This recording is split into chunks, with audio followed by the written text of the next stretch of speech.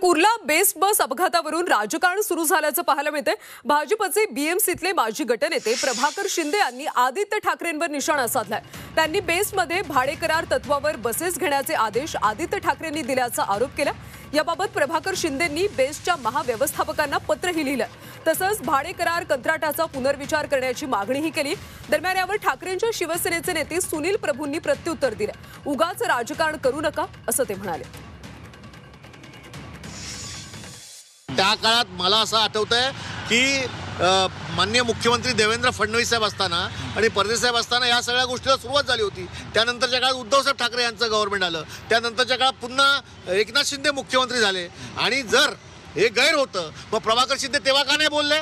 तेव्हाच या सगळ्या बसेसच्या कॉन्ट्रॅक्टरना का नाही काढून टाकलं त्यांच्या सरकारमध्ये? 2.5 वर्ष सरकार यांचं होतं ना। शेवटी असं आहे की आरोप प्रत्यारोप करण्यापेक्षा सामान्य माणसाचा जीव महत्त्वाचा आहे मुंबईकरांचा।